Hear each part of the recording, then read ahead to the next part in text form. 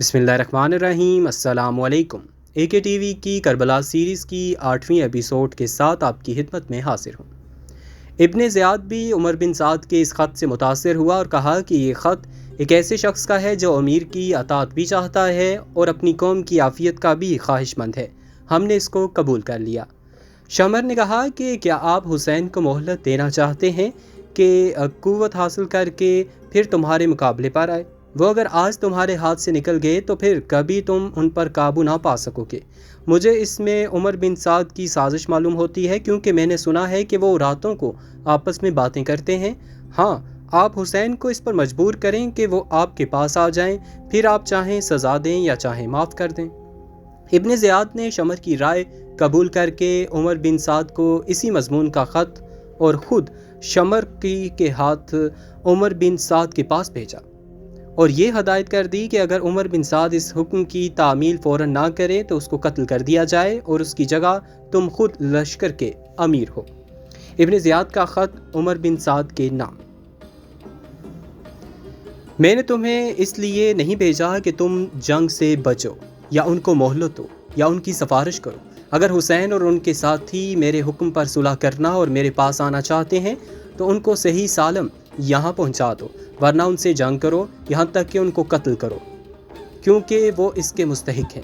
फिर कत्ल के बाद उनको घोड़ों की टापों में रौंद डालो और तुमने हमारे इस हुक्म की तामील की तो तुमको एक फरमाबरदार की तरह इनाम मिलेगा, और अगर इसकी तामील नहीं करते तो हमारे लश्कर को फ़ौरन छोड़ दो और चार्ज शमर के सपुर्द कर दो।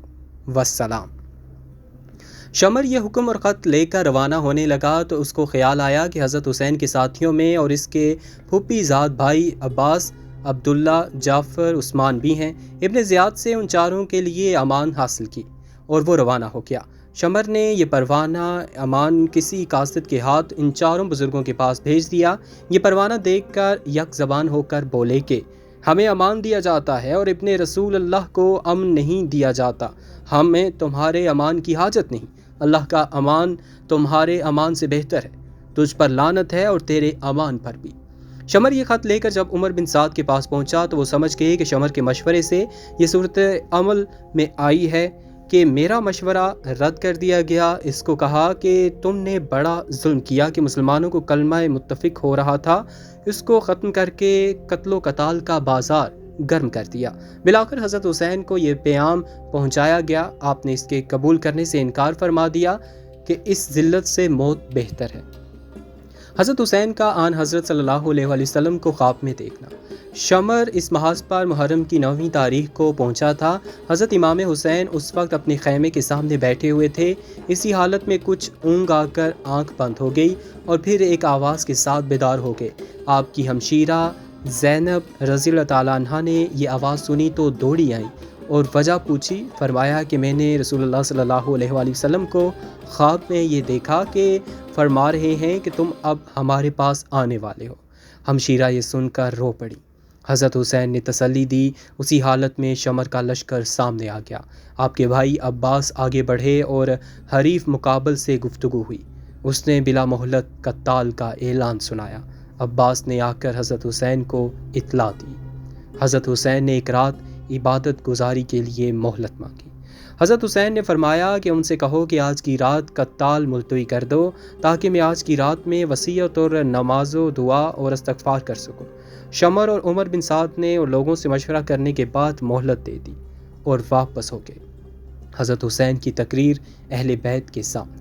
हज़रत हुसैन ने अपने अहले बैत और असहाब को जमा करके एक खुतबा दिया, जिसमें फरमाया, मैं अल्लाह ताला का शुक्र अदा करता हूँ, राहत में भी मुसीबत में भी।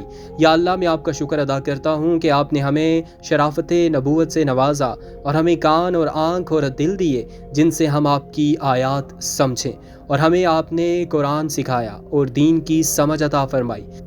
हमें आप अपने शुक्रगुजार बंदों में दाखिल फरमा लीजिए। इसके बाद फरमाया कि मेरे इल्म में आज किसी शख्स के साथ ही ऐसे वफाशार नेकूकार नहीं हैं जैसे मेरे साथी, और ना किसी के अहले बैत मेरे अहले बैत से ज़्यादा साबित कदम नज़र आते हैं। आप लोगों को اللہ میری طرف سے جزائے خیر عطا فرمائے۔ میں سمجھتا ہوں کہ کل ہمارا آخری دن ہے۔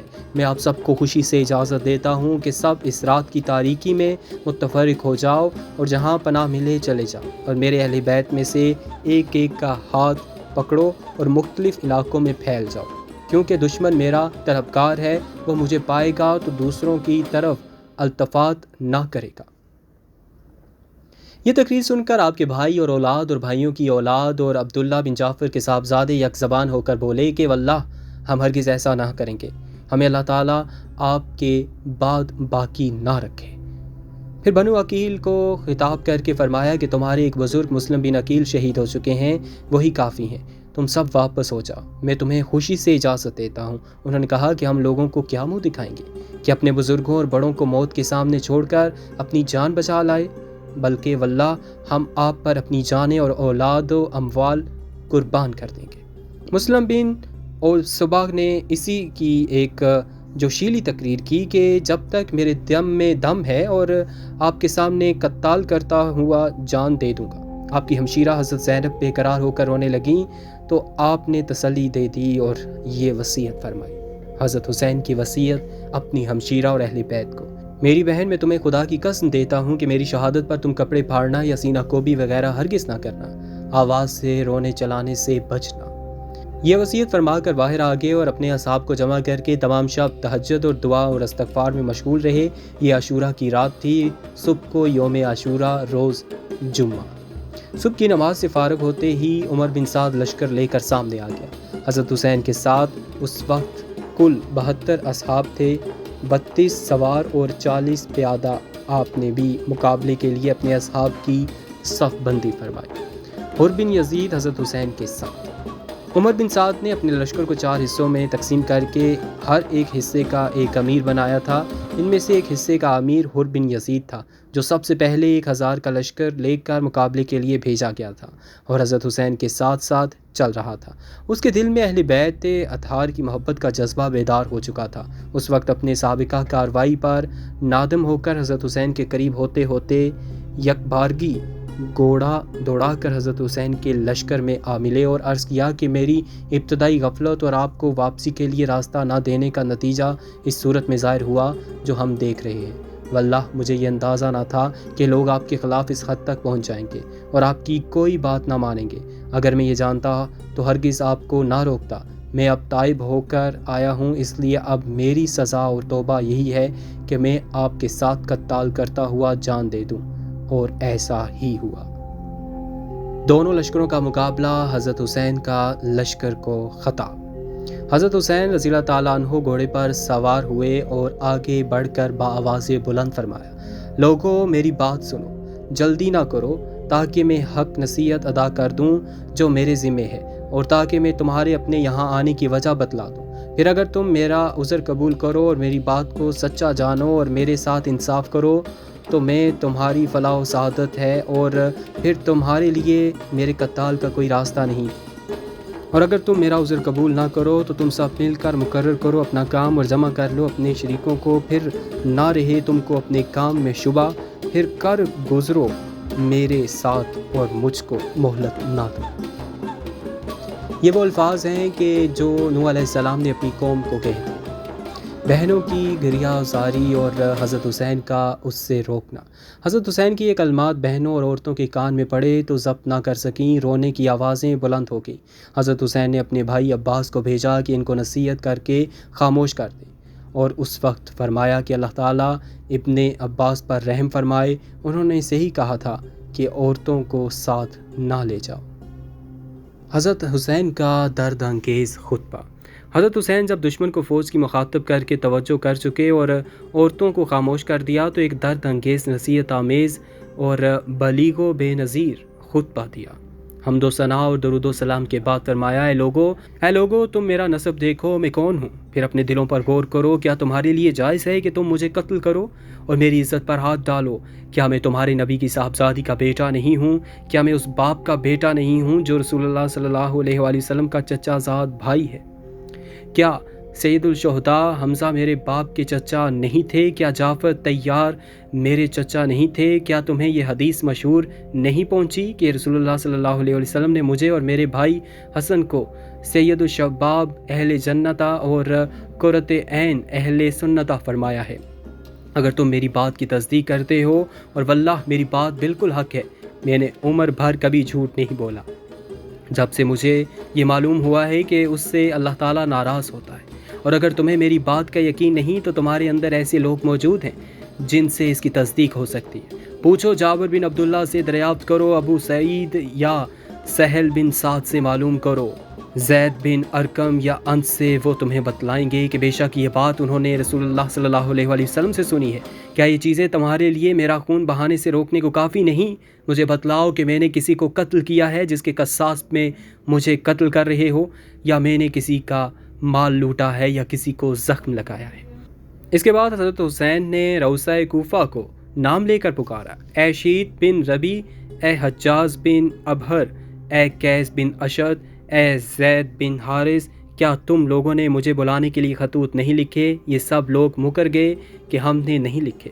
حضرت حسین نے فرمایا کہ میرے پاس تمہارے خطوط موجود ہیں۔ اس کے بعد فرمایا، اے لوگو، اگر تم میرا آنا پسند نہیں کرتے تو مجھے چھوڑ دو، میں کسی ایسی زمین میں چلا جاؤں جہاں مجھے امن ملے۔ قیس بن اشد نے کہا کہ آپ اپنے چچا زاد بھائی ابن زیاد کے حکم پر کیوں نہیں اتر آتے؟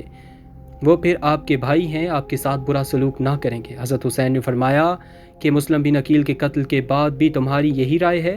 واللہ میں کبھی اس کو قبول نہیں کروں گا۔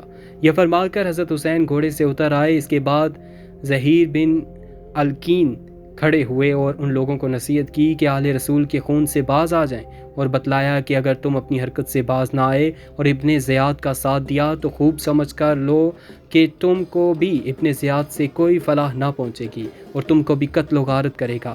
ان لوگوں نے زہیر کو برا بھلا کہا اور ابن زیاد کی تعریف کی اور کہا کہ ہم تم سب کو قتل کر کے ابن زیاد کے پاس بھیجیں گے۔ زہیر نے پھر کہا کہ ظالموں، اب بھی ہوش میں آؤ، فاطمہ کا بیٹا سمیہ کے بیٹے ابن زیاد سے زیادہ محبت و اکرام کا مستحق ہے۔ اگر تم ان کی امداد نہیں کرتے تو ان کو اور ان کے چچا زاد بھائی یزید کو چھوڑ دو کہ وہ آپس میں نبٹ لیں۔ باخدا یزید بن معاویہ تم سے اس پر ناراض نہ ہوگا۔ جب گفتگو طویل ہونے لگی تو شمر نے پہلا تیر ان پر چلا دیا۔ اس کے بعد حر بن یزید جواب طائب ہو کر حضرت حسین کے لشکر میں شامل ہو گئے تھے۔ دوستو، یہ تھی آج کی ایپیسوڈ۔ ویڈیو کو لائک اور شیئر ضرور کیجیے گا۔ ملتے ہیں اگلی ایپیسوڈ میں۔ اے کے ٹی وی سے مجھے دیجیے اجازت۔ اللہ حافظ۔